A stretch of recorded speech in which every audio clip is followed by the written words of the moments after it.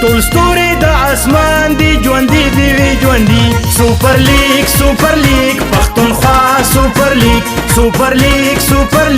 پښتونخوا سپر لیگ پښتونخوا سپر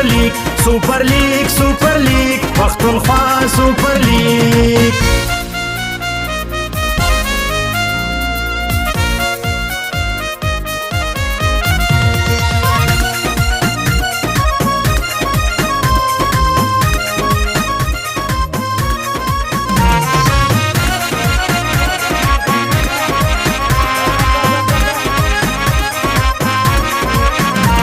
دنیا کی جڑ کڑی بولر کو چاہیے ہوگی کہ یہاں پر وکٹ حاصل کرے، لیکن یہاں پر تگڑی فیلڈنگ ضروری ہے.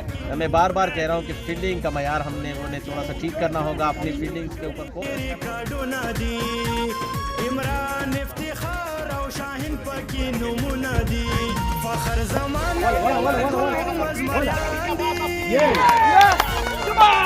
فخر زمانہ عمر گل هم از مریان دی ټول ستوري د اسمان دی ژوندي دی وی ژوندي سپر لیگ پښتونخوا سپر لیگ وکیل دیکھیں لیا اس مرتبہ آؤٹ ہونے کا خطرہ عمران شاہ فیلڈر چیلن شاندار چھکا وکیل آفریدی کا پښتونخوا سپر لیگ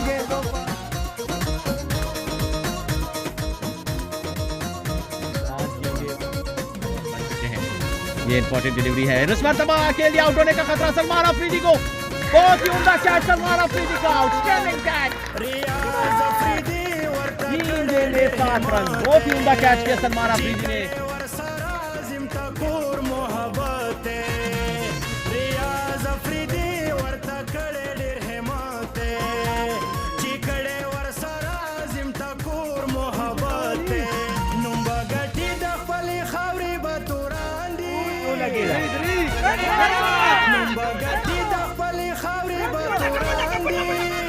ټول ستوري د اسمان دی ژوندي دی ژوندي سپر لیگ پښتونخوا سپر لیگ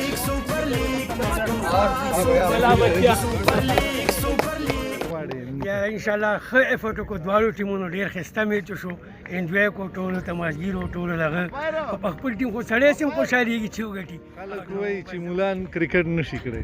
اوه مولیان خو هر څه کولی شي چې مولیان کرکټ نه کوي، نور به څوک کوي؟ دا ټول ملک په مولیا روان دی. د جی یو آی ټیم ولا شکست ورکړو، تاسو څه ویل غواړئ؟ بسم الله الرحمن الرحیم. زه ولا د الله تعالی شکریا ادا کوم چې ما ټیم ډېر ښه پرفارمنس په ټورنمنټ کې وکړو. خو کرکټ ته هار جیت په کھیل کې وي چې دوه ټیمونه مقابل شي، خو یو به یې یو وګټي. جو یې بهترین ګیم وکړلو، ډېر ښه پلان سره ګیم وکړلو، او حالانکه دا میچ موږ صرف د فیلډینګ په وجه باندې لوز کړو چې 18 رن موږ زیات ورکړل، او نور ډېر ښه ګیم وشولو. زه هارډ لک بیسټ ویشز ورکوم هغه له جی یو آی ټیم له چې فائنل دی، او خپل ټیم له هارډ لک انشاءالله چې بیٹنگ بہت اچھے تھی. اوپنر تھے، اس نے اسپیشلی بہت اچھا بیٹنگ کی. بعد میں اس نے جس طرح بولنگ کی، ہم نے تو میچ میں نے خیال ون سائڈ کیا تھا، لیکن جس طرح اس نے پھر کم بیک کیا مجھے آؤٹ کر کے، اور بعد میں اس نے میچ جو تو میچ کے اچھی نہیں تھی، مشکل میں آئی آپ کی ٹیم، لیکن ون کر گئی. کیا کہیں گے فیلڈنگ کے معیار کو بہتر کرنے کے لیے؟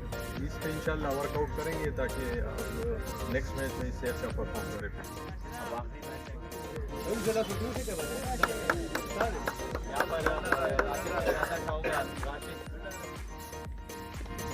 ایک اور ایوارڈ ہے قمر عباس اور ریاض افریدی کے.